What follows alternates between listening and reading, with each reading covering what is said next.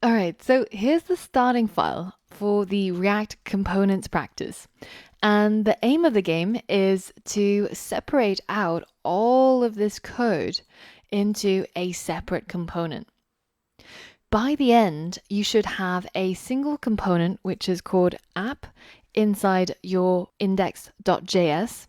And then you should have two separate JSX files, a app.jsx and a heading.jsx. And you should be able to use what you learned from the previous lessons to separate out a lot of this logic into different components. Pause the video, fork the sandbox, and see how you get on.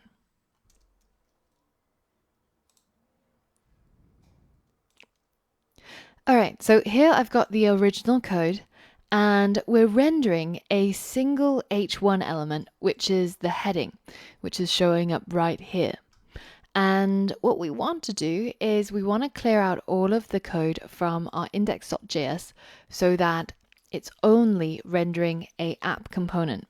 So let's go ahead and cut this H1 element and move it over to our heading.jsx, and also the code that's required to render the heading. So all of this logic, we're going to cut it out of our index.jsx and move it over here as well.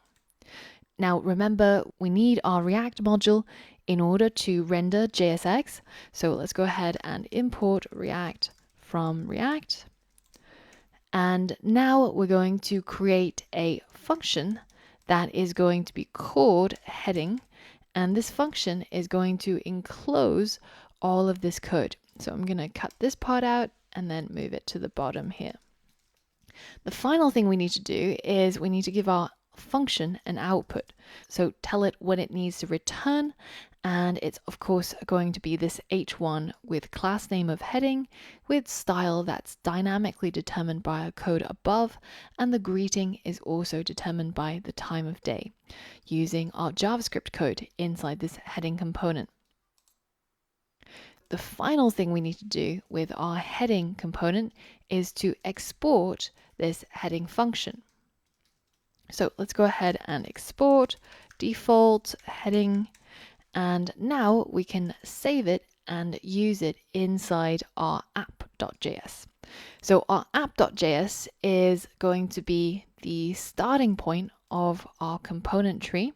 So it's going to import from React, and then it's simply going to have a function called app, and we're just going to return one component in this case.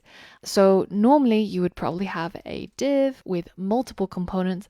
In our case, we could have the div, or we could simply leave it out, because all we want to return is just that custom heading component, which of course comes from the heading.jsx file, which we'll need to import if we actually want to use it. Finally, we're going to export our app as the default export from this file. And then we're going to go back over into our index.js, and we're going to try and use that app element inside the React DOM render method. So let's go ahead and import app from /app. And remember what I said in the last lesson, that normally you would have a directory called components to store all of these JSX components. And in that case, then instead of /app, it would be /components/app. And we get back exactly the same website that we had in the beginning, but now we've got a starting point for our app, which is the app.jsx component, and then inside that app.jsx we've got a child component, which is the heading that is worked out from the custom code right here. So did you manage to get it right? If not, be sure to have a review of the last lesson. But in the next lesson, we're going to do a deep dive on this import and export keyword that we've been seeing a lot in the last two lessons. And this is something that comes from ES6. If you're interested in learning more about how imports and exports and how modules work in ES6, then head over to the next lesson. But if you're already really familiar with this and you've already used it and you're comfortable with it, then feel free to skip the next lesson and continue in the curriculum.